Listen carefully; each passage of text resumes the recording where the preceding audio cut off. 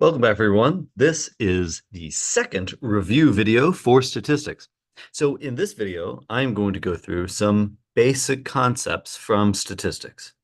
All right, let's jump in. Okay, so first basic concept from statistics. What is statistics? What is it that we're trying to do with statistics? Like what is this field or this subject for? What's it about? Okay. One of the things that we can see as kind of being at the heart of statistics is that when we use these techniques, when we use the skills of statistics, the methodology of statistics, what we are doing is we want to know something about a quote population. We want to know something about all of the members of a group. Now, this could be groups of people, it could be groups of countries, it could be groups of cities or households or companies or branches of a company, right? It could be a group of all kinds of different things. Okay, but a population is the entirety, the complete set, all of the members of a group. That's the population, and we want to know something about a population. Right, this is at the heart of statistics. We want to know something. Let's say we want to know something about all people in the United States. Like we want to know what's the average age for people in the United States. What is the average income for people in the United States, for example? Okay. Another example would be, okay, we want to know something about all students at Catholic University of America. All right, we want to know something about the entirety of a group, of a population. All right. But oftentimes getting information about all of the members of a group is difficult. It's practically difficult. It is expensive. In some cases, it's impossible. And so, how can we know something about the entirety of a group if we don't have information or data on all of the members of a group? Okay.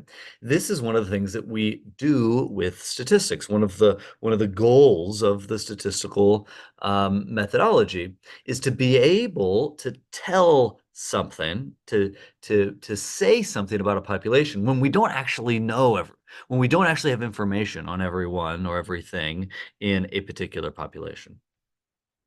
Okay, so what we do is, let's say, just for our example here, we want to know something about all students at Catholic University of America.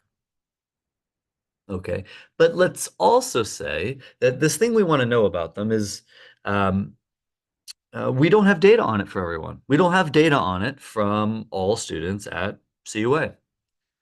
And it would be difficult to get data from all students at CUA on this particular thing. Maybe it would be expensive to collect the data. Maybe it would be too time consuming. There'd be some reason why we don't, we aren't able to get data on every student at CUA. And so what we do is we will take a subset of people from that total population. And this is what we call a sample. All right, it's hugely important in statistics. In statistics, what we will often do is we will collect data on students. I'm sorry, we will collect data on a sample where that sample is some smaller subset of the population that we want to study. And so in this example, we want to study all students at CUA. And so we will collect data from a sample. So some subset of students at CUA. And so here in this case, let's just imagine economics students, so students of economics. Okay, so we can have a sample, some subset of a total population. And this subset, because it's a smaller group, it might be feasible to collect data. It might be feasible to know something about the members of the smaller group of the sample, whereas it's not feasible to know something directly about the whole population. Okay, so what we do is we will collect data or we will get information from a sample We will get information from a sample. We'll collect data on a sample, a subset of the population. All right. And then we will use the information that we know about the sample to make estimates about what is true for the population.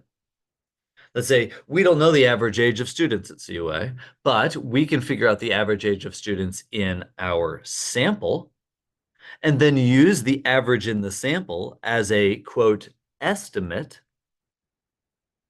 for what the average age is in the population. All right. This is a huge and important thing that we do in statistics is that we use what we know about a sample to get an estimate about what is true for a population. This is very important for doing data analysis or policy analysis because oftentimes we don't have information on all of the recipients or all of the people that are affected by a particular, let's say, government policy.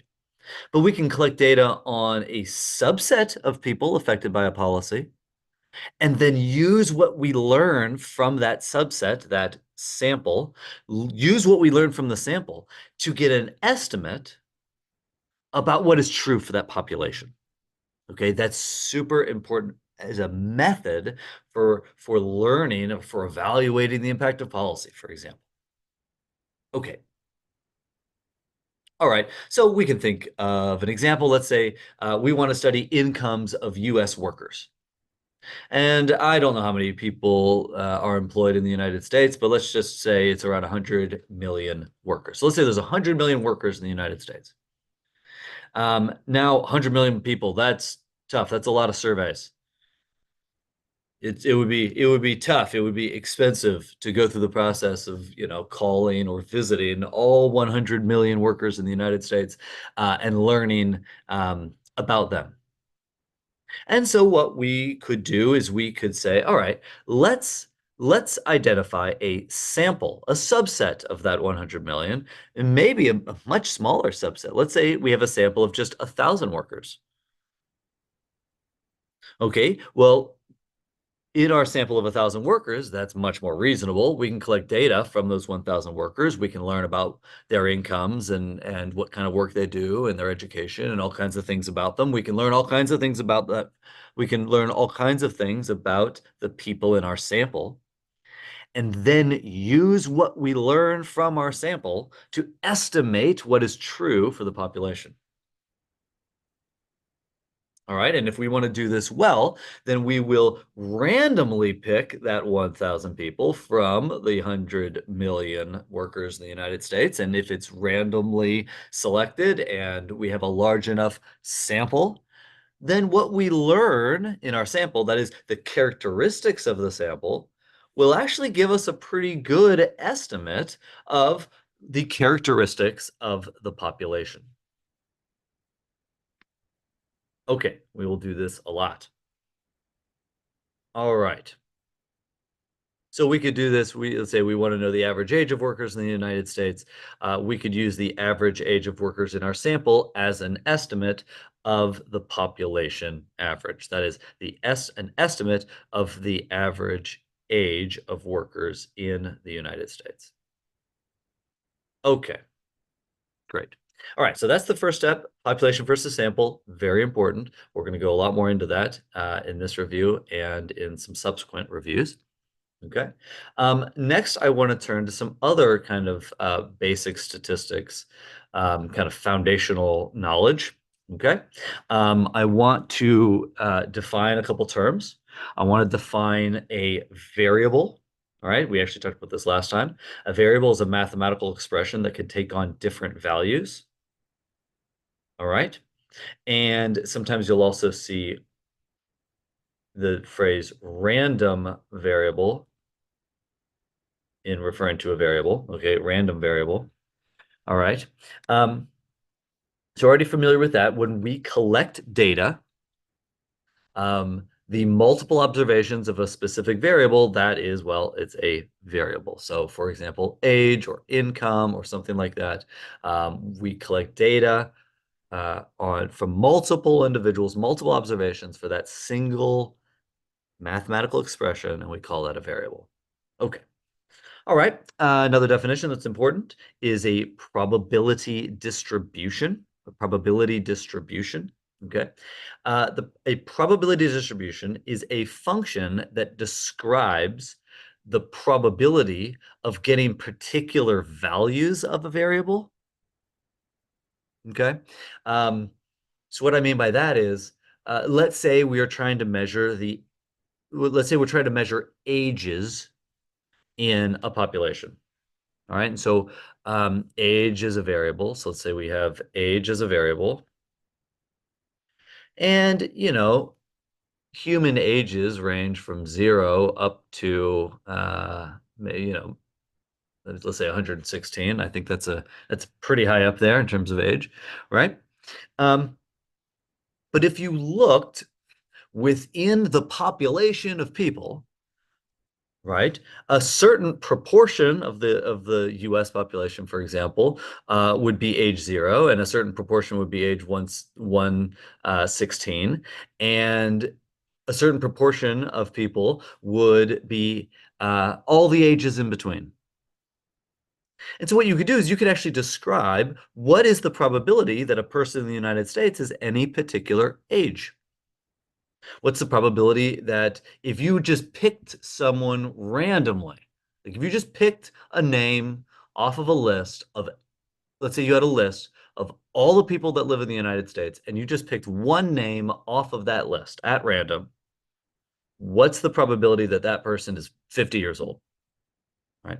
A probability distribution is a function that describes or tells us the probability of drawing particular values, or I actually should write this, or a range of values of a variable. It describes what's the probability that someone in the United States is going to be aged 50. Or what is the probability that someone in the United States will be between the ages of 50 and 55? Okay. A probability distribution is a function that tells us about probabilities of for a variable, for the values of a variable. Okay, this is very important. I'll go more into these as we go. We'll see these. All right. And then lastly, which I alluded to a minute ago, is an estimate. All right. So in statistics, we want to know something about a population. All right. When I say a true value, I mean we want to know what is true about a population. All right. But we don't have information on everyone in the population, so we can't just calculate it.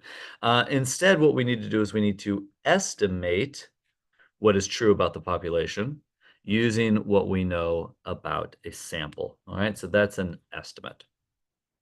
Okay. So just to drive some of these points home a little bit more, we already know, we've already seen a variable. A variable is a mathematical expression that can take on different values. Here you see a table. We have one variable here, y, and you can see that y can take on different values. Okay. A probability distribution is a function that will describe the probability of the different possible outcomes of a variable. All right, so just to kind of get an idea for what I mean by this, we could say that P of yi is the probability that yi will occur.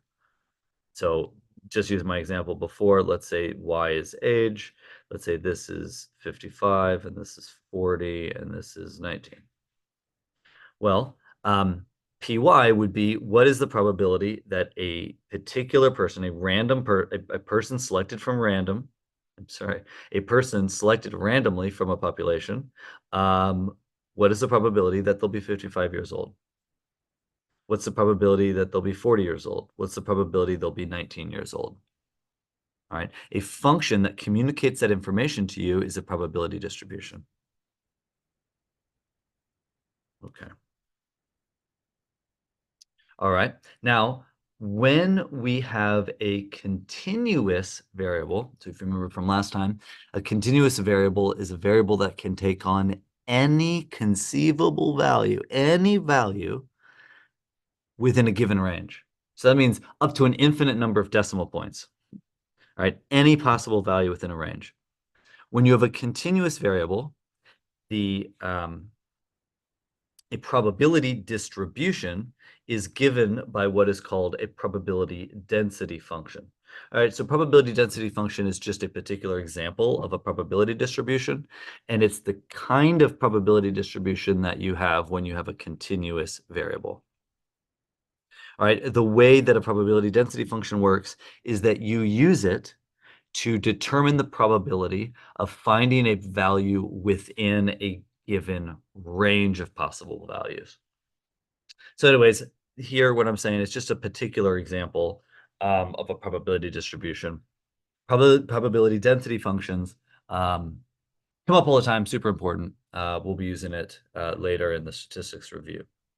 But again, the main idea, a probability distribution uh, tells us, informs us about the probability of finding a particular value of a variable, or um, it tells us the probability of finding a value of a variable within a given range. Okay. So to give you an idea about what probability distributions look like, uh, here's a graph. This is a graph of a probability distribution.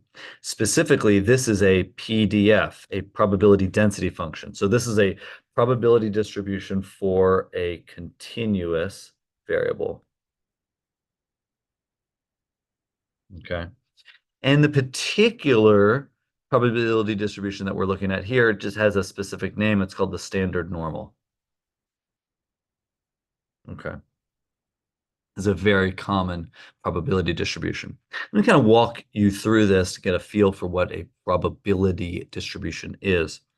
So what you'll see here is you see this blue line, right? It kind of follows this curve. You'll notice a couple features about it. It is symmetric, so it's identical on the right side and on the left side.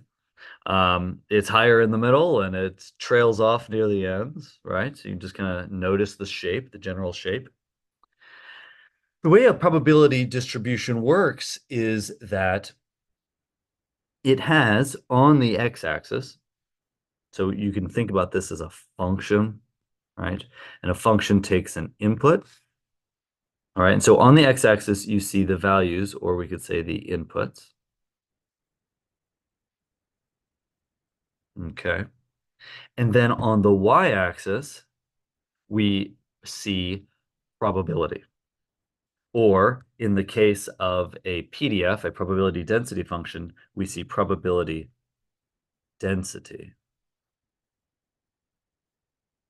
Probability density on the y-axis. So what this blue curve tells us is it tells us about the probability density at any given value or input into this function.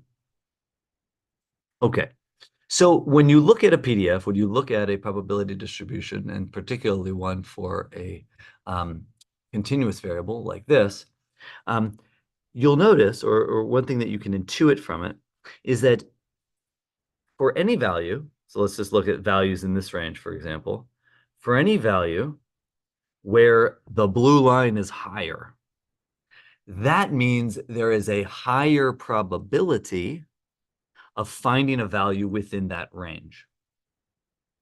So for example, let's say here's a range. This is a range of values. And then here's a range of values here. When we look at the probability density function, the higher the blue line is, the higher the probability is that we will find a value within that range. So I can say that it is much more likely to find a value within this range than it is to find a value within this range. All right, when I say find a value, I mean, imagine we had a variable, and the variable takes on values from, it's a continuous variable, takes on values from negative infinity up to infinity. And I'm just going to pick one value of that variable at random. Okay, that's what I mean when I say find a value. Okay, is I'm just going to pick a value of that variable at random. Okay, what's the probability that when I pick one value at random, that that value will fall in this range? And we could say, what's the probability of that value falling within this range?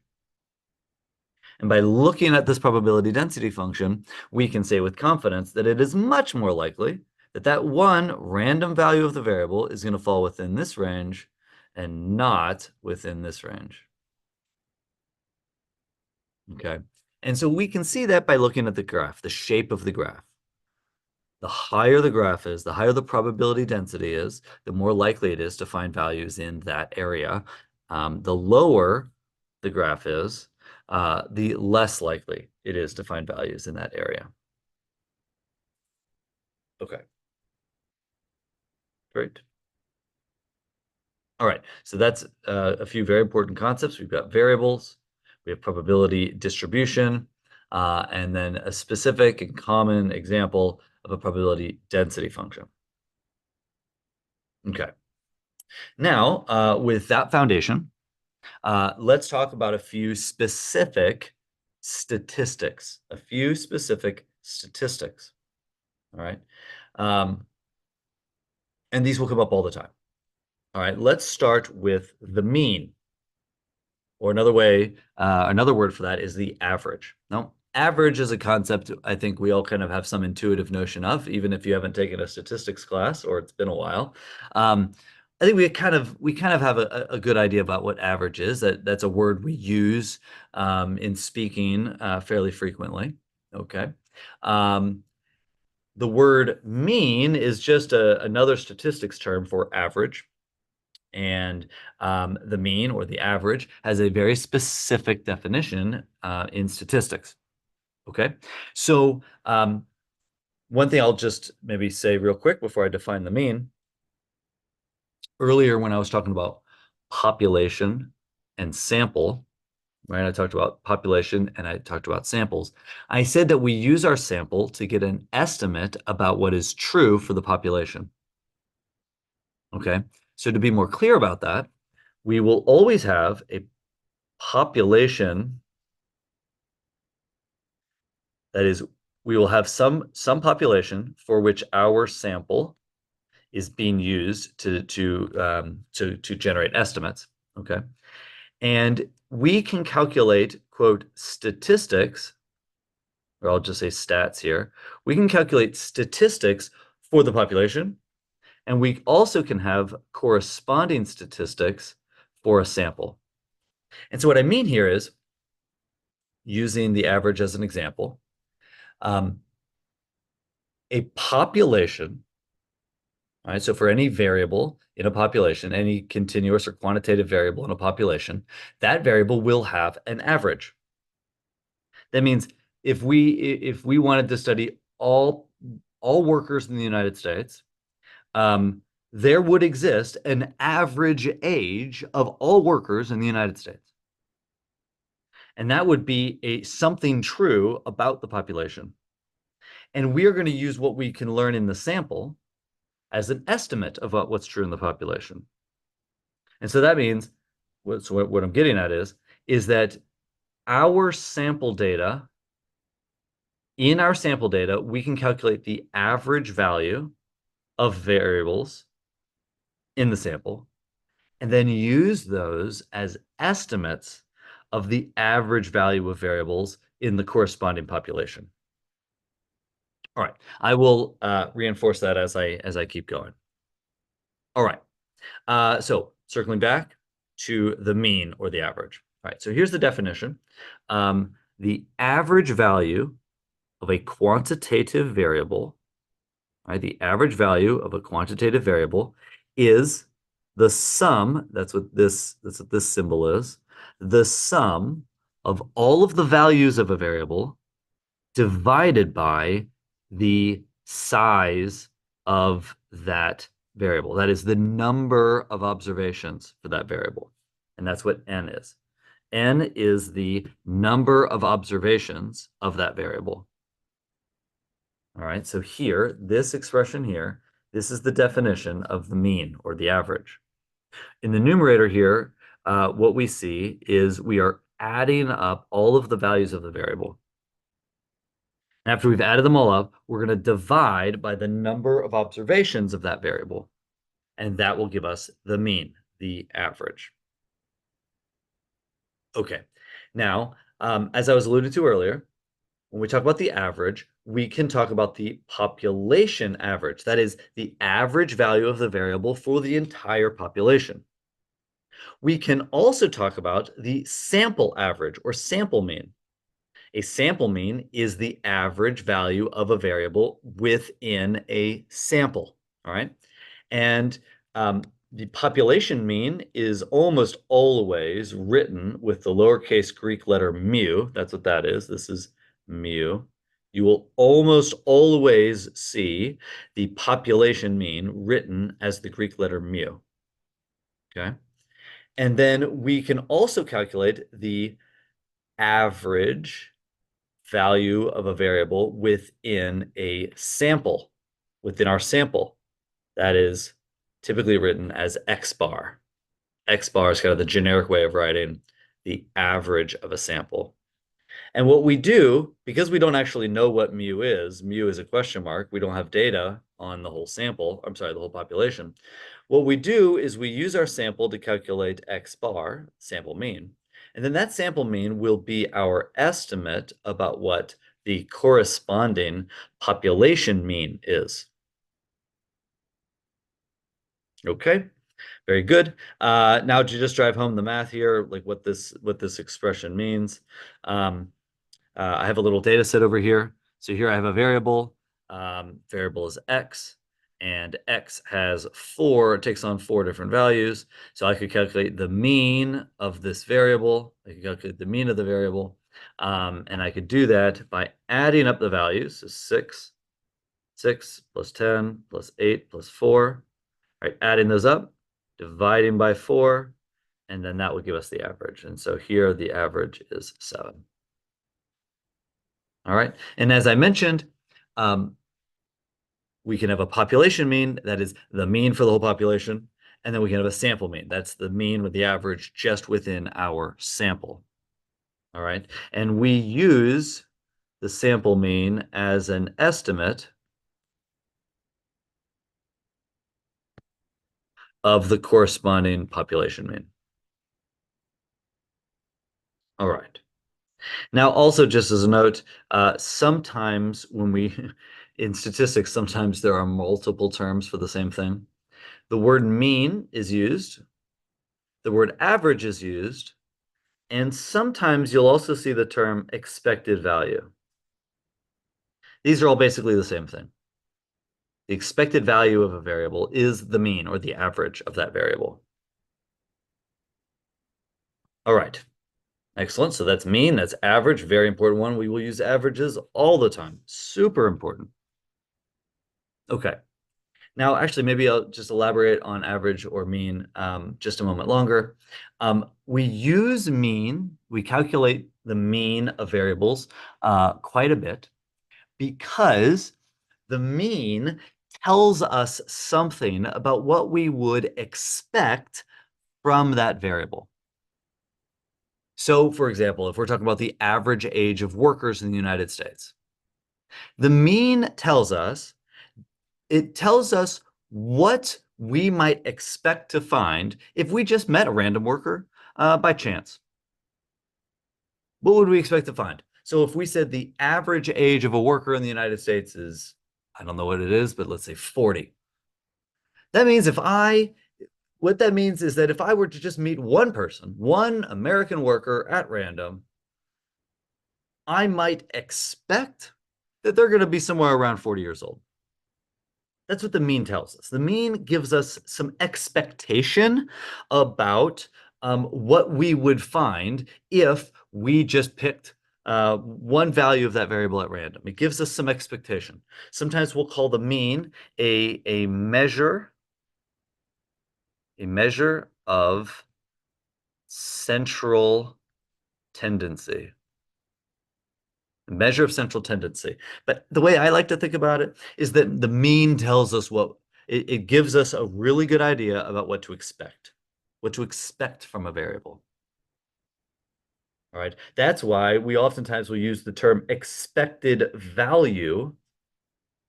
We'll sometimes use the word expected value interchangeably with the word mean. That the mean of a variable is what we would expect. It's the expected value. It's the value we would expect to find. If we're only going to pick one, it's the value we would expect to find. If the average age of workers in the United States is 40, well, if I just met one worker at random, I would expect that they would be 40 or somewhere around 40.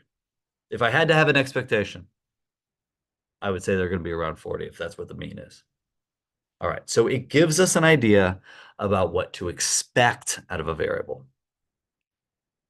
Okay, now with that said, there are some measures of variation. There's several measures, basic statistics, measures of variation. All right, a measure of variation for a variable, all right, is a measurement of how much difference there is between different values of a variable. So to kind of continue with my age example, let's say we had a variable called age, okay? And let me kind of compare two different scenarios here. So let's say we had a variable age for the population of American workers. Okay, the variable age for the population of American workers is probably going to vary between, let's say, around 15 up to, let's say, around 69. All right, so very few people do paid work before they're 15, and a lot of people retire by the time they're age 69. So let's say that our variable is going to vary between 15 and 69. This would be the age of workers in the United States.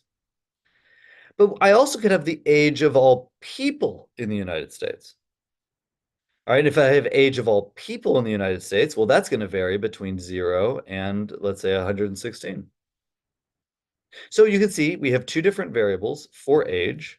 One of them is for American workers. Another one is for all people in the United States. Which one of these two has greater variation? Okay, well, probably this one, right? Because it ranges over a larger range. There's greater variation. There's more variability. It varies more. Remember, a variable is a mathematical object that has the ability to vary. It's a variable, variable. Okay. And then we have measures of variation. How much variation? How much does it vary? How much variation is there in that variable? Okay, so that's measures of variation. All right. And so we have lots of measures of variation. I'll talk about a couple. So one measure of variation is called variance. Now, just as there was with the mean, we have a population version of variance and a sample version of variance. The population variance is how much variance there is in a variable for an entire population. The sample variance for a variable is how much variation there is or how much variance there is for that variable in the sample, in your sample. How do we measure variance? This is one way of measuring variation, is we take each value, subtract the mean, subtract the average, square it, then add it all up and divide by the number of observations.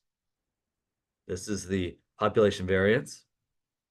The sample variance, which is what we will use as an estimate for the population variance.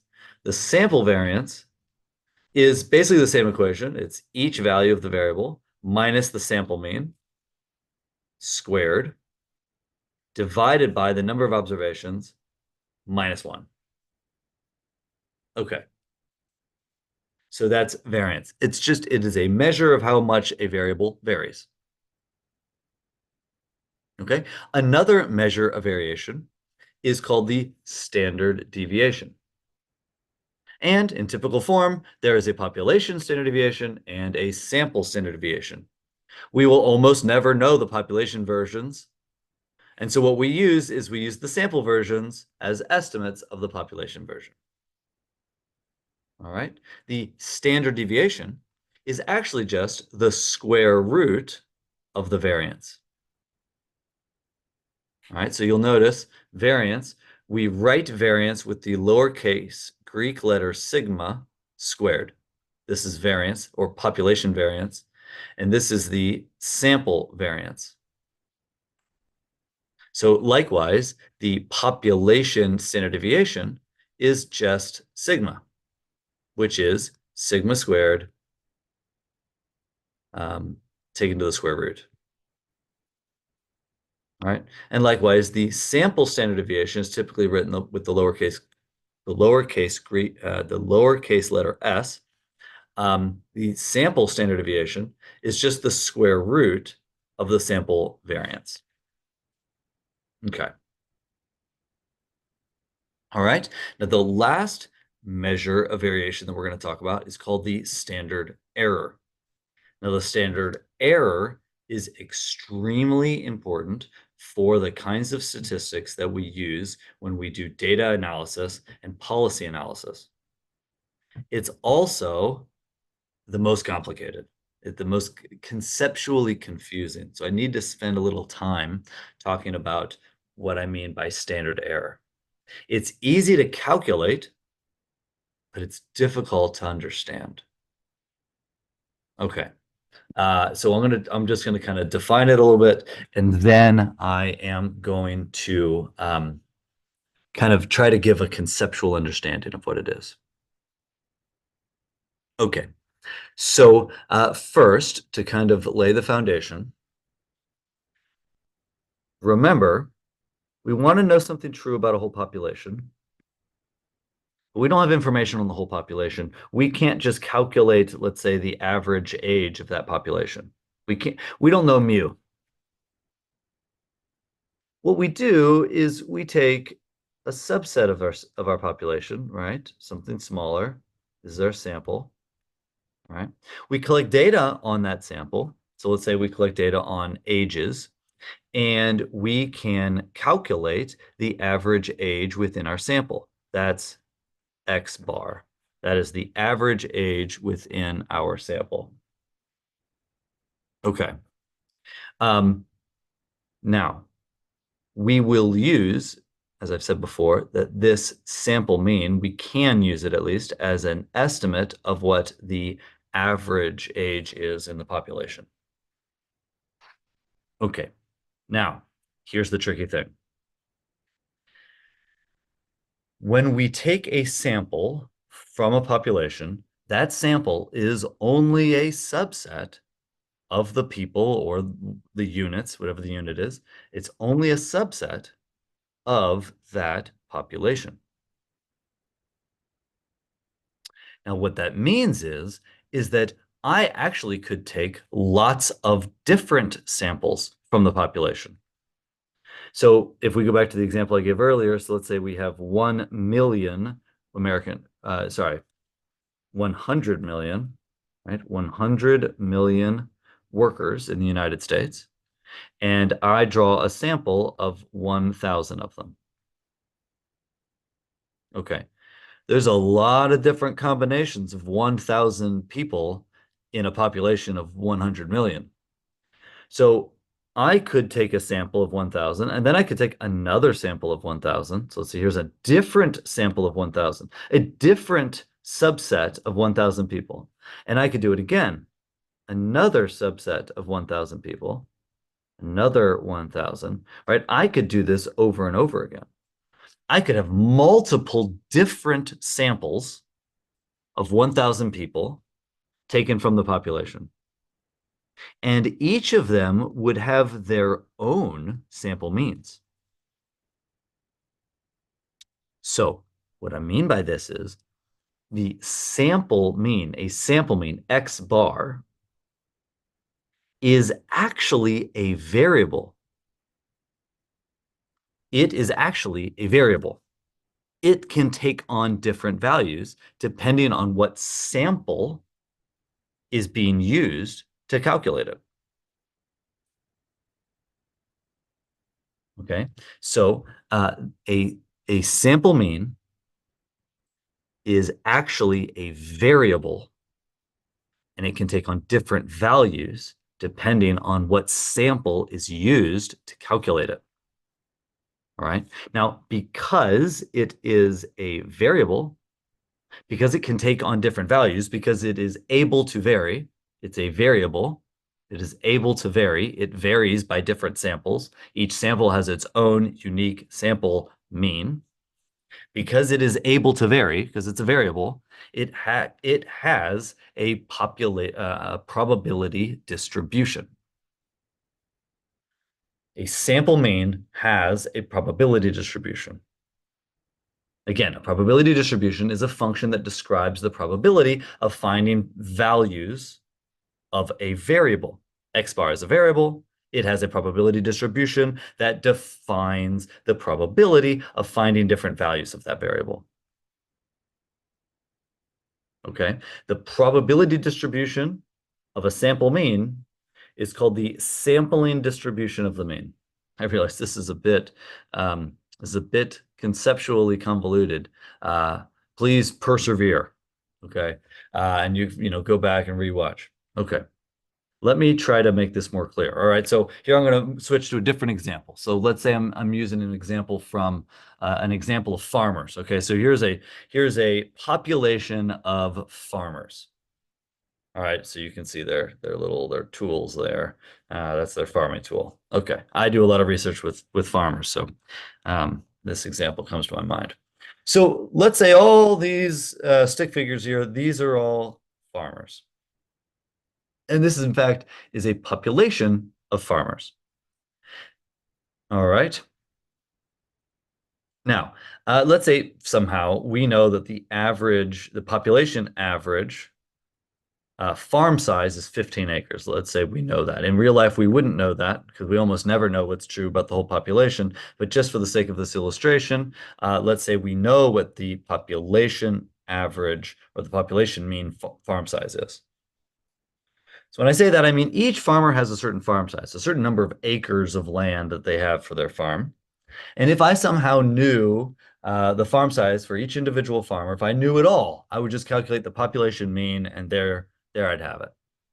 And the population mean here, just because this is an example that I created, I can just say that I know that it's 15 acres. Okay. But in practice, what we do is we will collect data only on a subset of the population, right? A sample. All right, so I'm representing that sample here with the blue. So I've just changed the color to blue for a subset, a sample, maybe even a random sample of farmers. So for this random subset, this random sample of farmers, I can go out and I can ask them, well, how big is their farm? And then I can use the farm sizes from all of the blue farmers, the farmers who I've collected data from, and I can use that to calculate an average farm size for the sample. All right, so here's our sample. Here's our sample. It's all the blue. The farmers labeled in blue here. And let's say we go out there and we ask them all kinds of information. We ask them what their farm size is, and a bunch of other stuff. All right, so we collect data from them, and we get measurements of variables like farm size. Okay, so we take the information that we gathered from them, and we calculate the average farm size for the sample, and we find that it's 14 acres. So the sample average farm size, the average farm size for the blue farmers, who are the ones in our sample, is 14 acres. Okay, great. Well, now we could go back and we could take a different random sample. We'd pick a different group, a different random sample. Let's say now we'll collect data from these green farmers. The farmers labeled in green, let's say this is our second random sample. It's a different sample. We collect all kinds of information on them, and we can calculate the average farm size for the farmers in the sample. And what we would find, I mean, we would find some sample mean, some average, some sample average farm size. Let's say that the average farm size for this particular group of farmers is 18 acres. Okay. We could have another sample, a different subset of farmers. Maybe we collect another sample, and it's a random sample, but it includes a different set of farmers. So here I'm labeling a different subset of farmers, a different sample of farmers using red. All right. And we collect information on them, we find out what's their farm size. And maybe the average farm size for the sample, for this particular sample, maybe it's 15.5 acres. All right. So what you can see here is we have a total population. We would like to know what the average is. We don't. I mean, we wouldn't in real life, but in this case, I do for the sake of illustration. All right. And so what we do is we collect data from a sample. Now, maybe our random sample will look like this. And we'll get a sample mean of 14 acres. Maybe our random sample would look like this. And we get a sample mean of 18 acres. Maybe we get a random sample that looks like this. And our sample mean will be 15.5 acres. So the point is that every time we draw a sample from a population, we will get a different value, a different estimate, a different value of the sample mean. So the sample mean varies, it changes. It can take on different values. It is able to vary. It's a variable. Okay, and as any variable, for any variable, it has a probability distribution. Okay, and so here I've graphed a probability distribution. So a probability distribution for X bar for the sample mean. Here's the probability distribution of the sample mean. That has a special name. We call it the sampling distribution of the mean. Okay. Now, this probability distribution, as any other, it has a mean. All right, so here's the mean.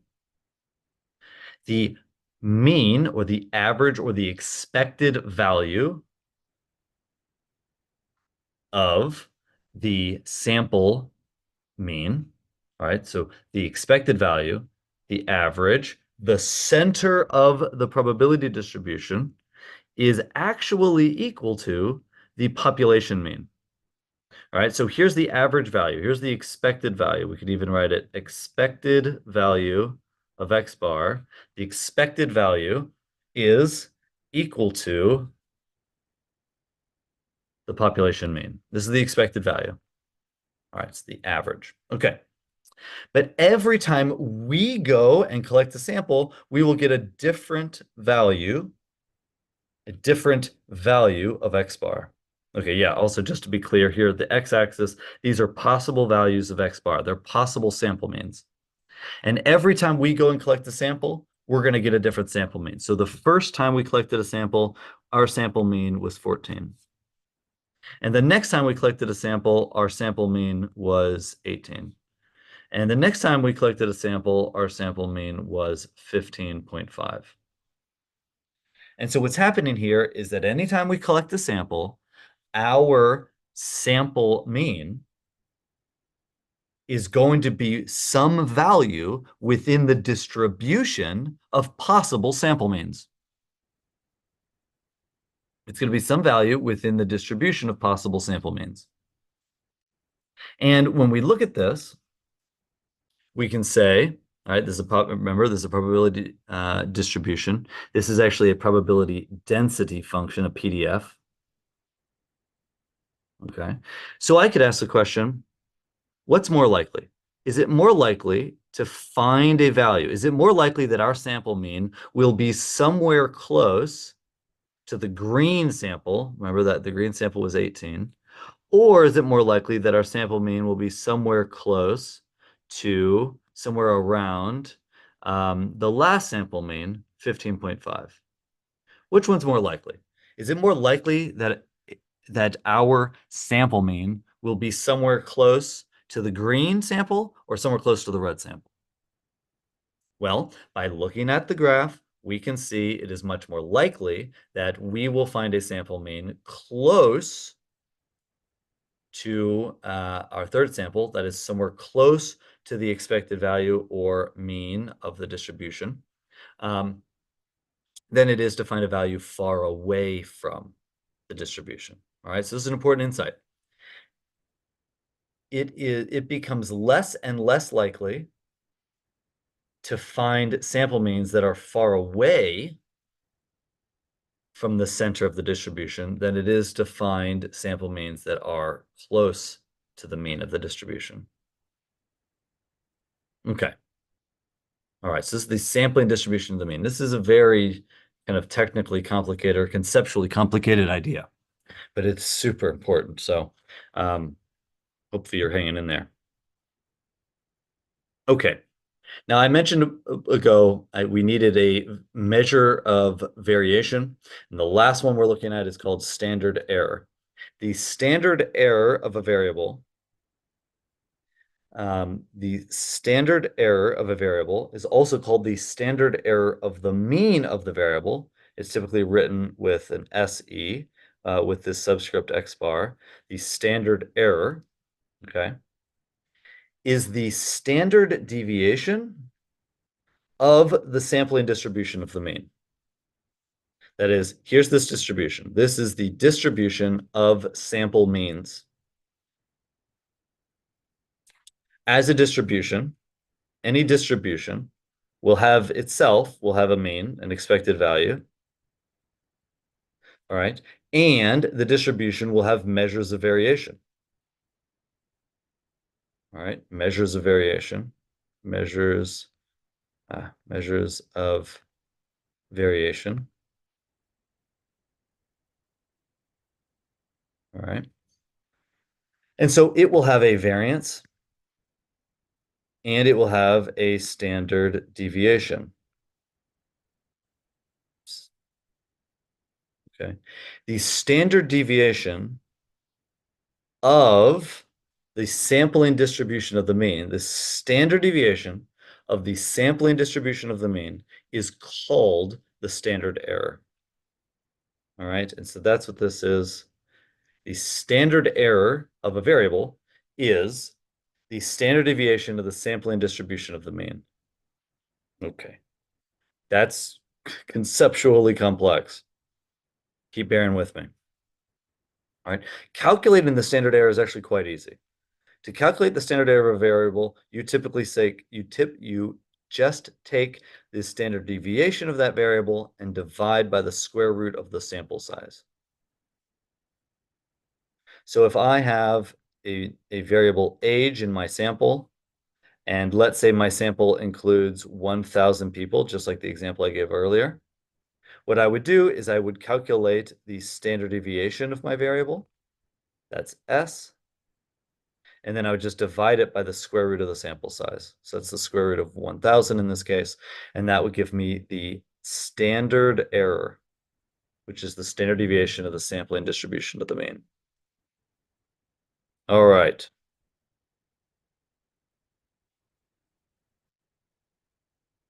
Okay, now, because the standard error is a standard deviation of a distribution, it can be larger or smaller, and the larger the standard error is, the wider the distribution is. And so here, I'm just going to kind of give you an example here. So here I have three different probability density functions. All right, and you can see that the gray is kind of the skinniest, it's the narrowest. It's closest to the mean. It has the greatest probability density near the mean. Okay. And then we have an orange one that's a little bit shorter and wider. And then we have a blue one that's the widest yet. All right. And what we're seeing here is we are seeing different amounts of variation.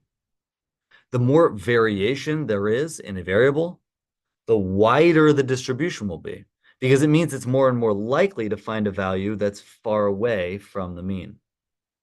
So for example, the blue line here, this has a standard error of 1. All right. The orange line has a standard error of 0.7.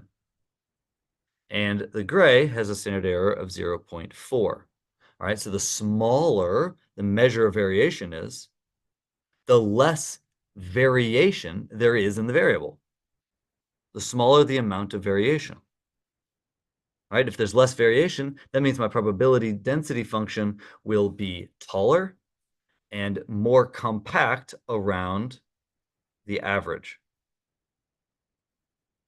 If there's a greater amount of variation, like in the blue curve, that means there will be less probability density near the mean and more probability density out in what we call the tails. All right, here are the tails of the distribution. Okay. All right, just a couple more things, and then we'll get set up for an R tutorial. Okay, so one more thing, I want to talk about conditional means. This comes up with some frequency. Okay, a conditional mean is the average of a variable conditional on some other factor being true. So, for example, we could say, what is the average farm size for farmers who have a degree? All right. So I'm not just asking what's the average farm size for farmers. I'm asking what's the average farm size for farmers who have a degree. All right. So I'm giving a condition. Here's a condition. I want the average of a variable, but only under certain conditions or only under a particular condition. All right. So that's what we call a conditional mean. So here's a mock data set. Here there are 4 farmers in this data set. And each farmer has a different farm size. Okay. And some of the farmers have degrees and some of them don't. So farmer 2 and 3, they have degrees, and farmer 1 and 4 do not. Now the average farm size over the whole sample is 13.5. So I'm writing that down here. I'm writing it as an expected value. That's the notation. The expected value of farm size is 13.5. All right, that's where you add 10 plus 18 plus 22 plus 4 and divide by 4. But then the average farm size conditional on a farmer having a degree is written like this. That's the expected value of farm size. This vertical line here, that means conditional. The average farm size conditional on the farmer having a degree is 20. All right, so that means we're only taking the average of the farmers who have degrees. Okay, that's a conditional mean. All right, last thing before the R demo. Okay, so correlation. So oftentimes we will look at multiple variables at once. So let's say 2 different variables at once, and we want to know how those 2 variables vary with respect to the other. That is, we want to know, do the variables tend to go up at the same time as each other? Or do they tend to go down at the same time as each other? Or maybe when one of them changes, the other one doesn't change. That idea of seeing how 2 variables are kind of related to each other, seeing how 2 variables change when the other changes, when one variable changes, given the change in another variable, this is called correlation. Okay, so if we have 2 variables and they tend to go up at the same time, then we say they are positively correlated. If we have 2 variables and they tend to go in opposite directions, like when one variable goes up, the other one goes down, we say they are negatively correlated. So for example, if we're thinking about farmers here, farmers that have larger land size are also probably going to be the farmers who have more income. And so land size and income are probably positively correlated. That means when land size goes up, farmers' income probably goes up. So they're positively correlated. Okay. An example of a negative correlation is the time that someone spends watching TV might be negatively correlated with their GPA. So if someone spends a lot of time watching TV, they might spend less time studying, which might imply that more time spent on TV implies lower GPA. So those are negatively correlated. All right, so just to kind of give you an example of this, I pulled some data from some work that I'm doing. I'm analyzing some crop price data in Ghana. Okay. And so here I have crop prices in Ghana over the time period from 2010 to 2020. And I have two different crop prices. I have corn in blue and I have soybeans in orange. And so you can see how crop prices have changed across time. Now, when you look at these crop prices, when you look at these two crop prices over time, do you think that they tend to go up at the same time and go down at the same time? That would mean positive correlation. Or do you think that they kind of go in the opposite direction? Like when corn prices go up, that soybean prices go down. That would mean negative correlation. Which one is it? When corn prices go up, do soybean prices tend to also go up? Positive correlation? Or when corn prices go up, do soybean prices tend to go down? That would be negative correlation. What do you think by looking at this? It's not perfect. As you go across these two lines, the correlation is not perfect. They are not perfectly correlated. It's not the case that in any particular chunk of time that an increase in one crop means there's also an increase in another crop. That's not the case. But in general, what do you think it is? Do we see examples of how they move in the same direction? So for example, here, I sure see it. I see corn prices going up and soybean prices going up. I see it here as well. Corn prices go up, soybean prices go up. I see it here. Corn prices go up, soybean prices go up. I see it here. Corn prices go up, soybean prices go up. Okay, you can go through this whole thing. Here's an example. Corn prices go down, soybean prices go down. They seem to be moving in the same direction. When one goes up, the other goes up. So when I look at this, I think that they are positively correlated. There's positive correlation between these variables. Okay, so let's take that. That was a lot. And let's do some descriptive statistics or some basic statistics in R. All right, see you soon. Okay, so here we are over in RStudio. All right, I'm using the same script file as last time. I'm just going to go a little bit farther this time. So just like last time, when you first open R, if you have not already done so, you'll need to install packages. But of course, we installed our packages last time, so we don't need to do that this time. We will just need to indicate to R what packages we want to use. We do that by using the library command. Okay, this is reviewed from last time. All right, so I'm just going to say, hey, R, please use the package Haven and use the package tidyverse. All right, and hit run. And then I want to import my data set. Now we're going to use the same data set that we used last time. That was the wages data set. All right, so when you bring a data set into R, you want to give it a name. We're just going to call the name of this data set wages.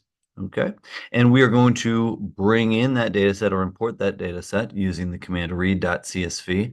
The .csv means that it's a CSV file.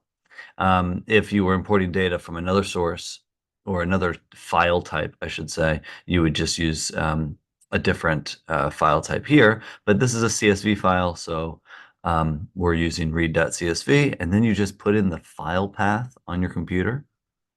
Just the file path on your computer, you just put that in there. So let's do that. Let's import wages.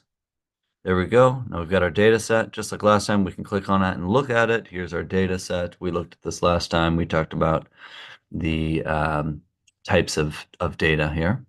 All right, so this is our data set. Okay, and now that we have our data set in, let's go ahead and talk about basic statistics. All right, now I'm going to be generating some things, so I'm just going to make this a little bit bigger.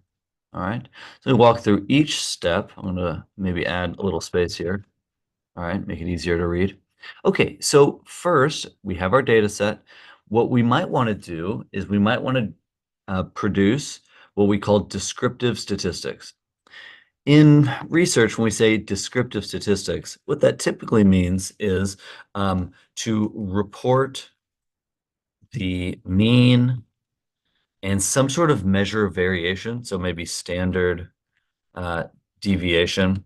And it could include other things too, like the minimum value and the maximum value, all right? But what it means is we want to report a couple of the a couple of the statistics about the variables in the data set. And what it does is it gives us a little bit of an idea about what we're looking at. It gives us an idea about what our data is like.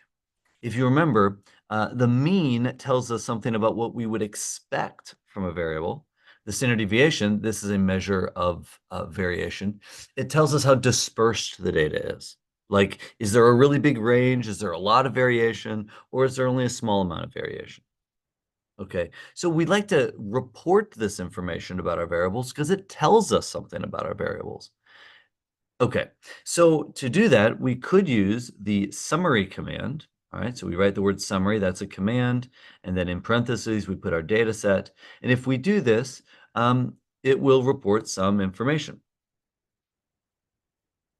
Okay, in fact, we did this last time. It shows us the min, the first quartile. We didn't talk about that. That's okay.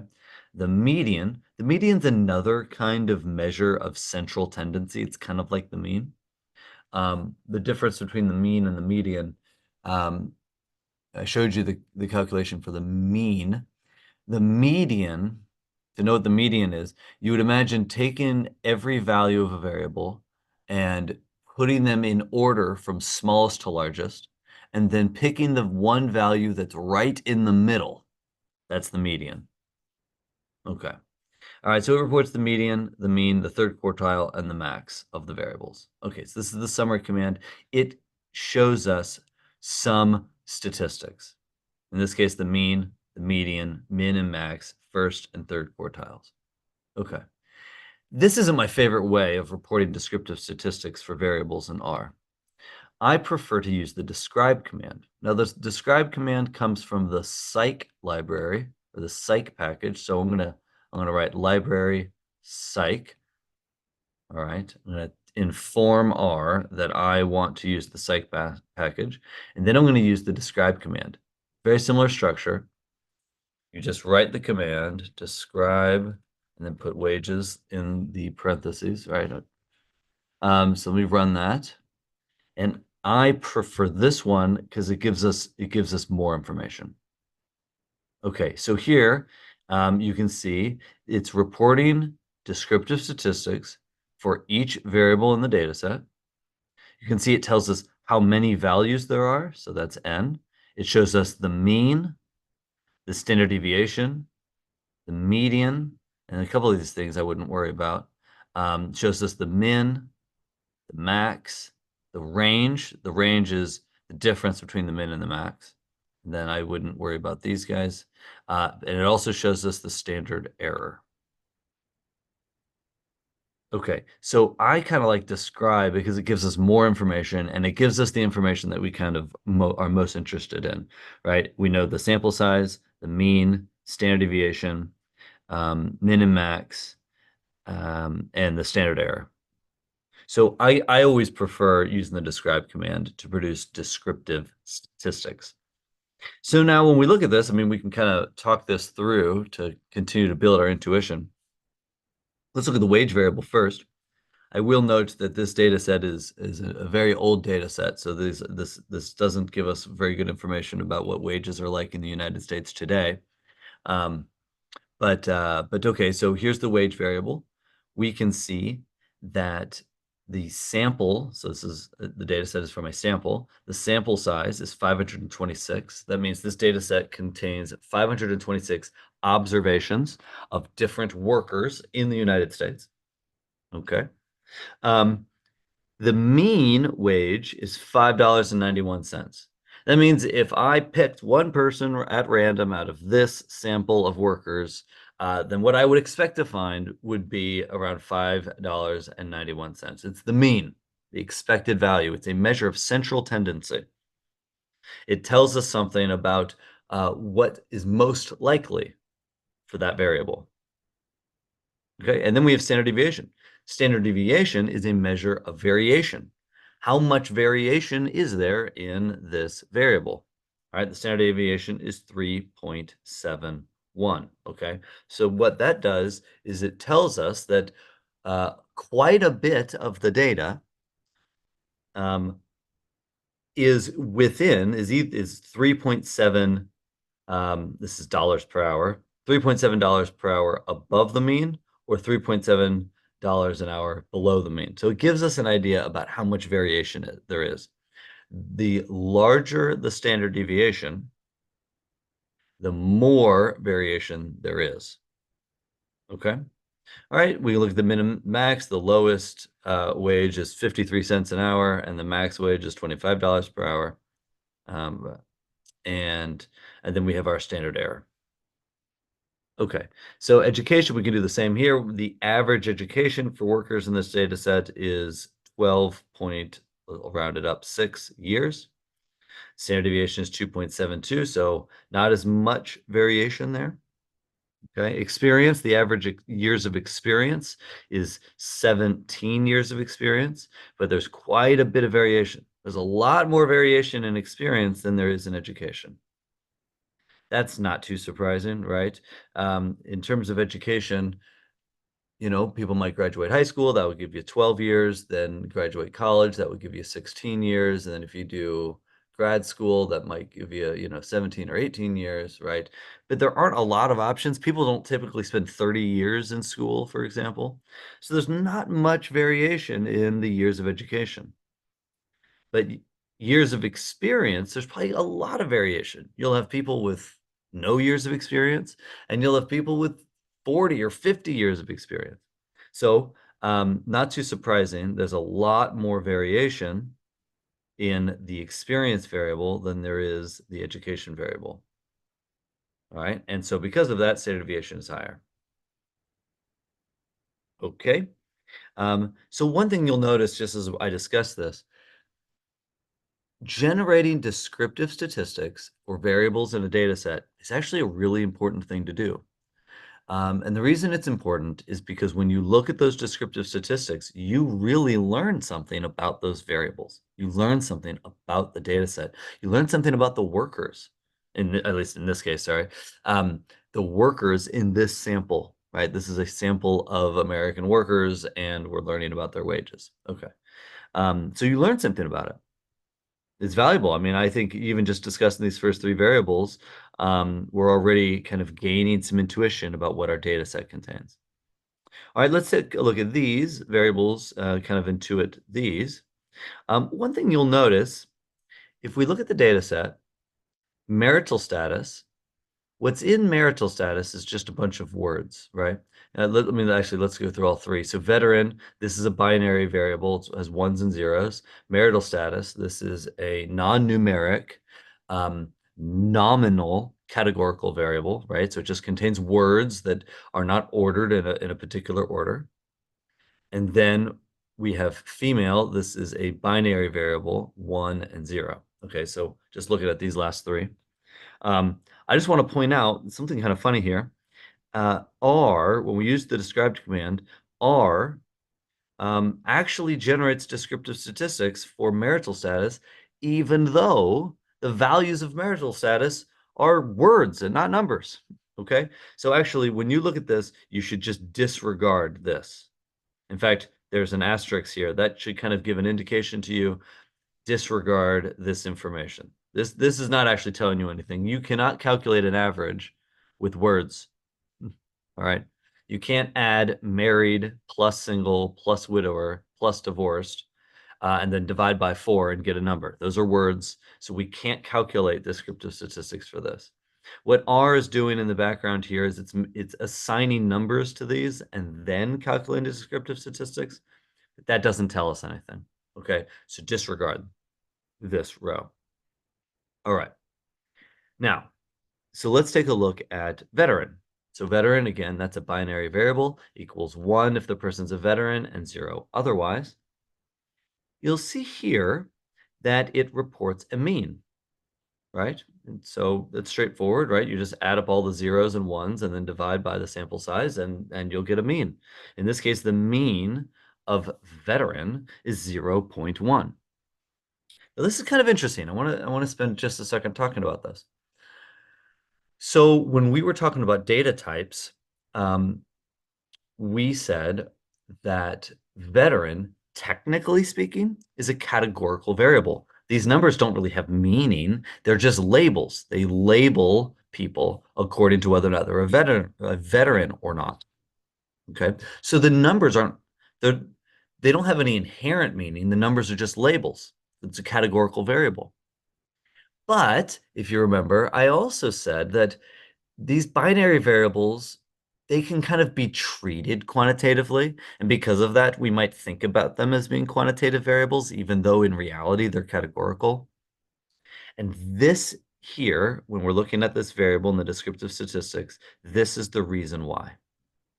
Okay, so even though these numbers, the zeros and ones, are just labels, we can use them, we can take the mean of those numbers.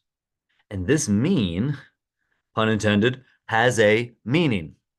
Okay. When we take the mean of these ones and zeros and we find that the mean, the average, is 0.1, this 0.1 actually communicates information to us.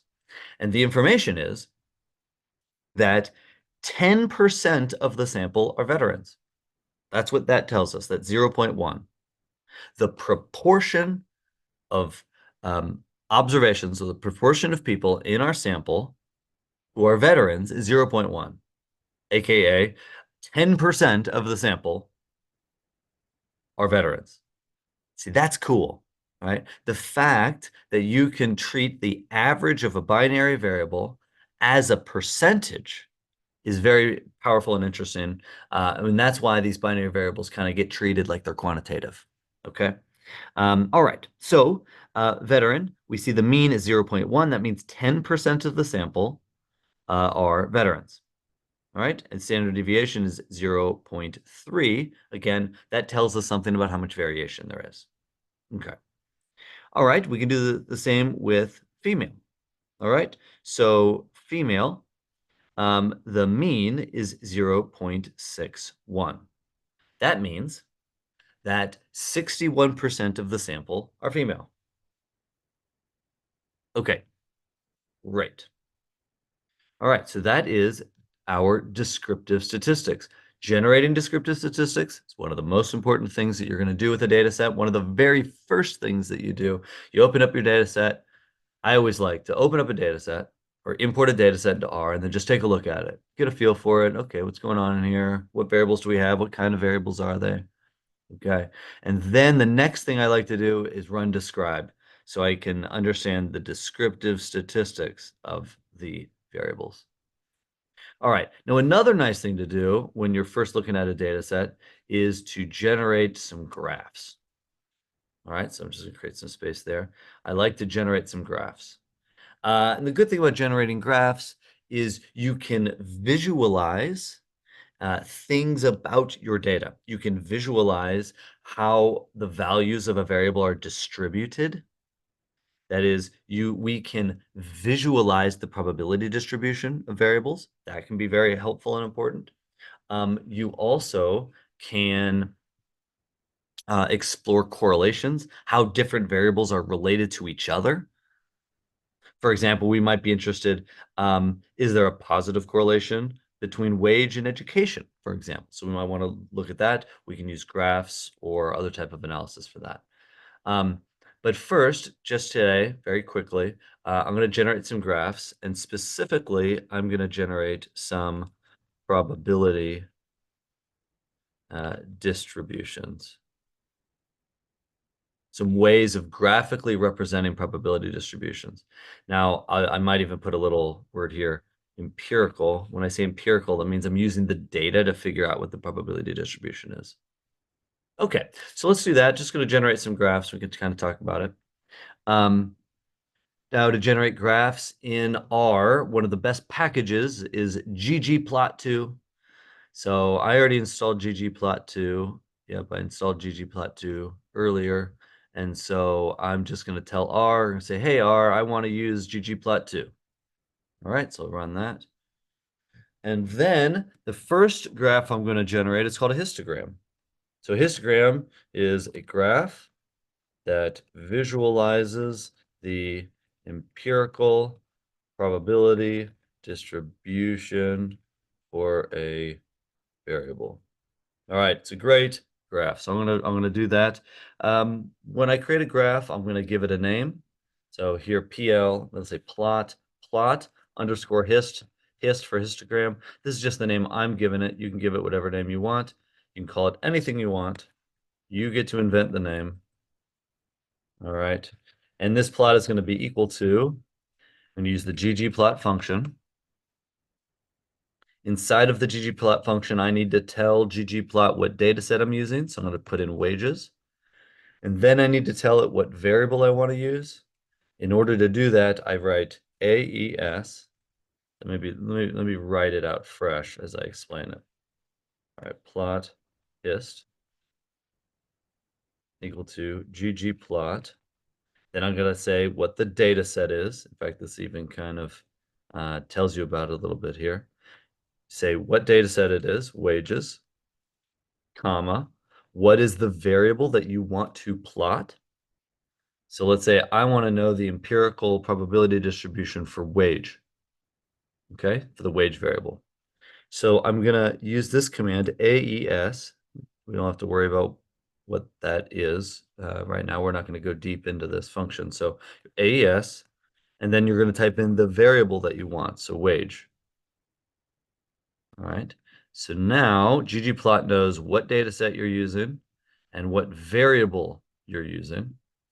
Then you need to tell ggplot what type of graph you want it to generate. We want a histogram. And so this is just the name. This is just how you enter that information. Geom underscore histogram. All right, so I'm just going to run this. So I run this line, this creates it, and then this one just tells R to produce it or to, to print it out. I'm going to put this over here because it's going to produce my graph.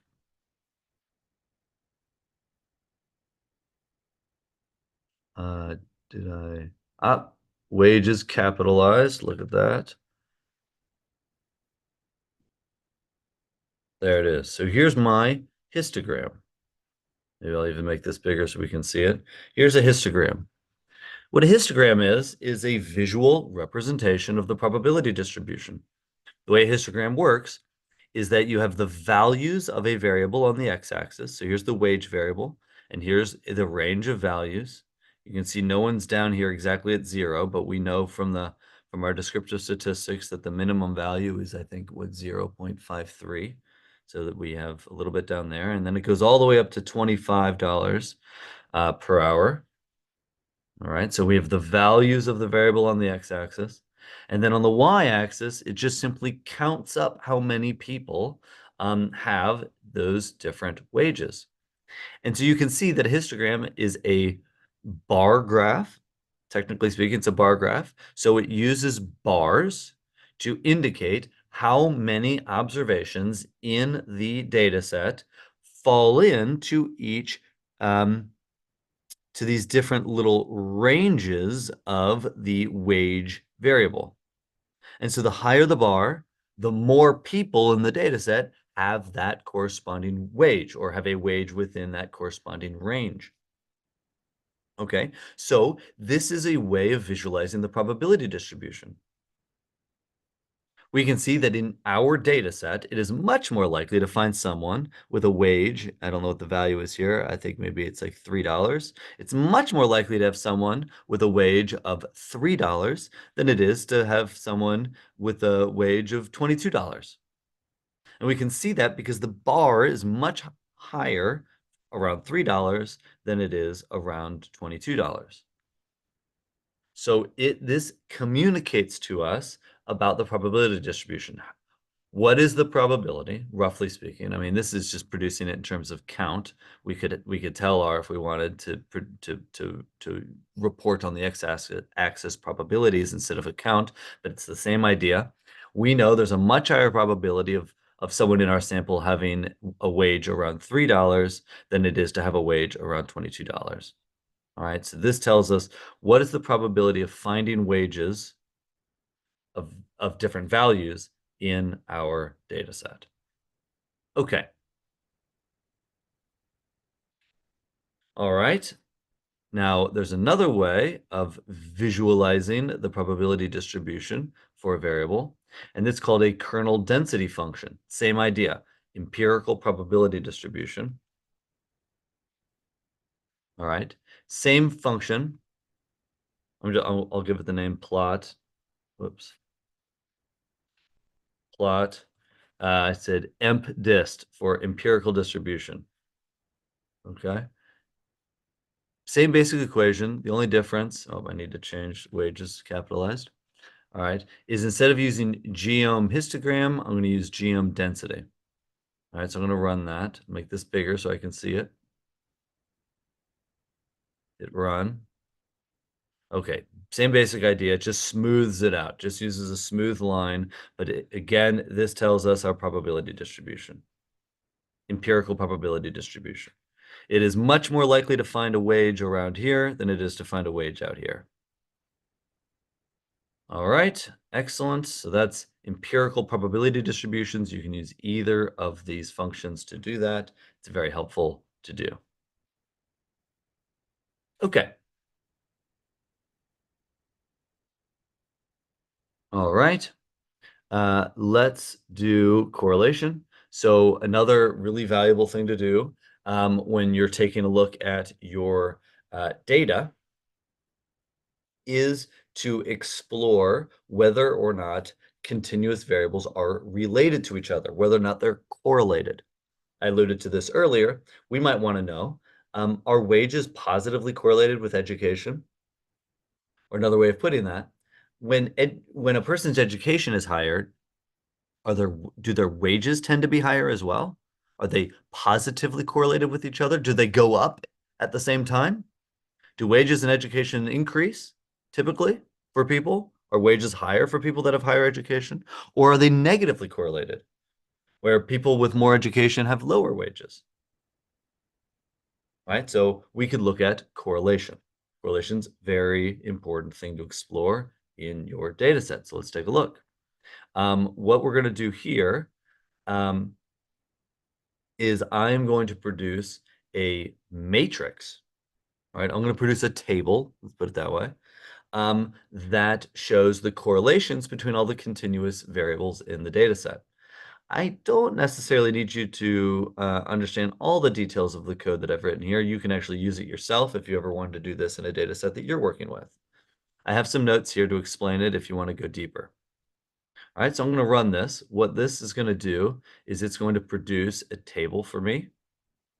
And that table is going to show how all the variables, all the continuous variables are correlated with each other. Okay, so here's this table. So here are all of the continuous, or I should say the quantitative variables or the numeric variables, wage, education, experience, veteran, female, and then the same variables along the y, or I'm sorry, the x-axis, wage, education, experience, veteran, female, okay? And what this is showing us is how the variables are correlated with each other. So for example, if I start at wage and I can go across that first row, the first element, this is how wage is correlated with itself. Well, it's perfectly correlated with itself, so the correlation is 1. By the way, I don't think I mentioned this.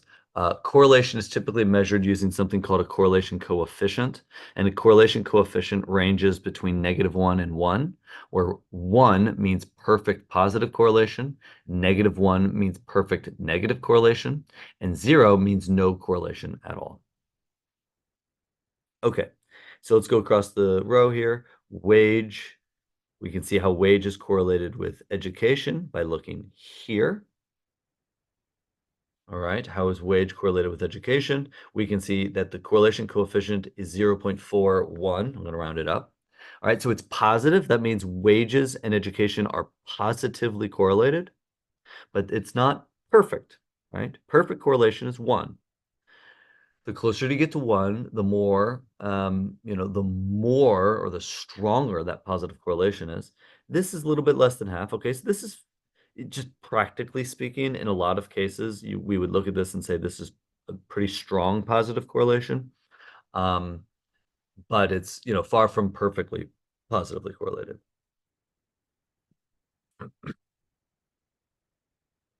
Okay, so we can also look at how wage and experience is correlated. We can see the correlation coefficient is 0.11. That means that wages and experience are positively correlated. When experience is larger, wages tend to be larger. Okay, but the correlation isn't as strong. All right, in fact, it's not as strong as education. There's a stronger correlation between wage and education than there is between wage and experience.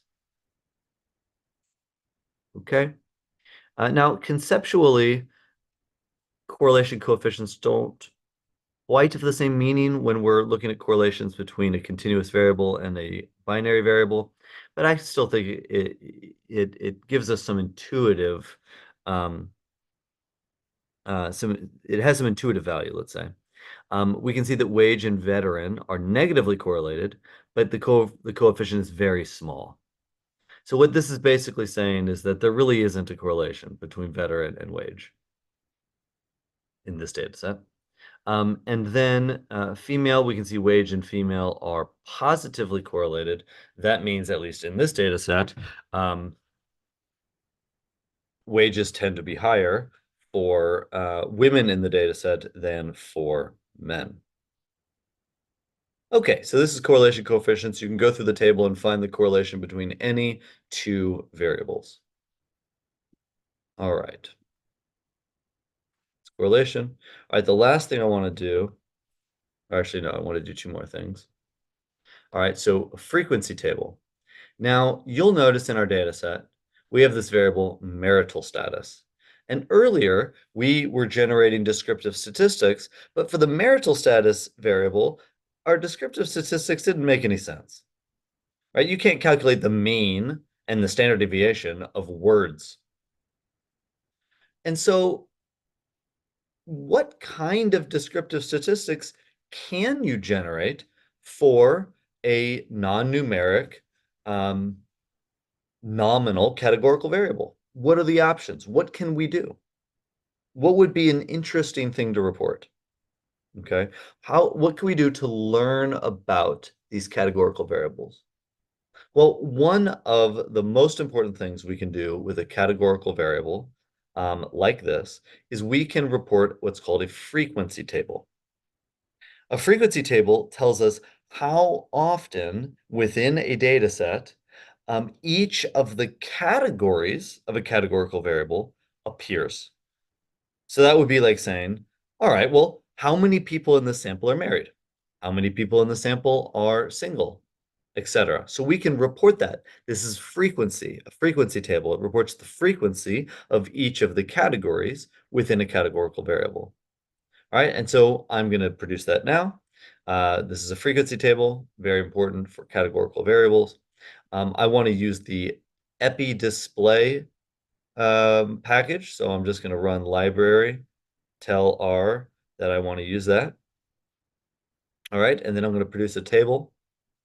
I'm going to use the tab1 command. I want to use the wages data set. All right, and inside of the wages data set, I want to use I think it's a different name, marital status variable. Just as a quick note, if I were to write wages $ marital status, wages is referring to our data set, wages. The $ says inside of the wages data set, I want to refer to this variable.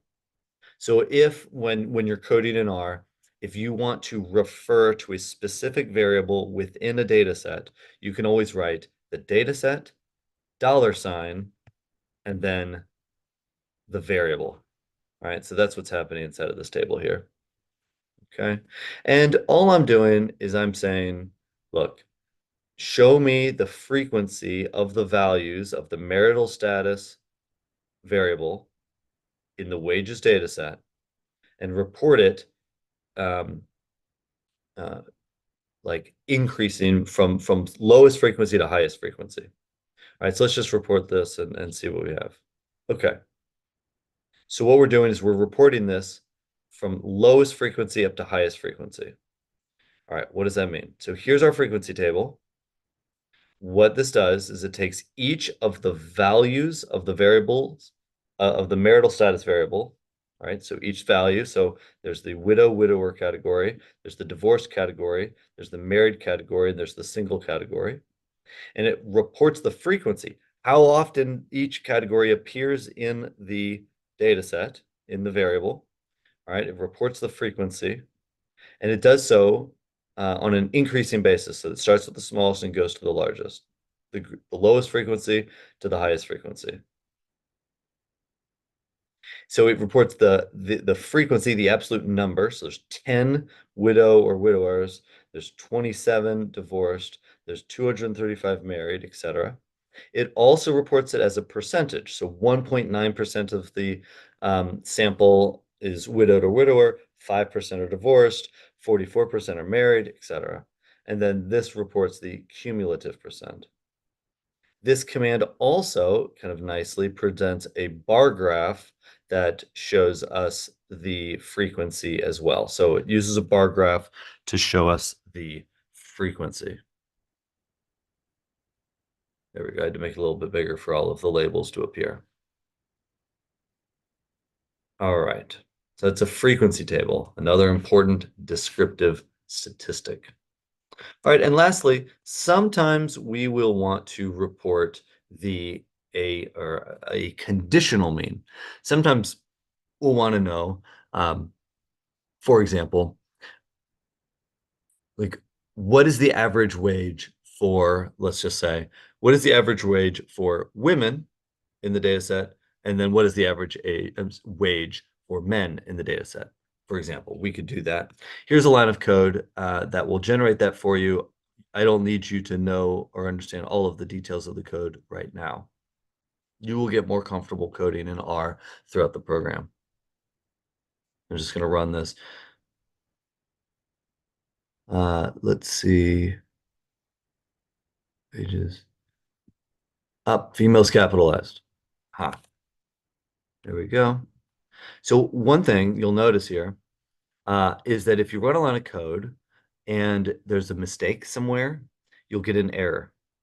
And one thing that's really nice about errors is when you read the error, it often will tell you information that will help you figure out what's wrong.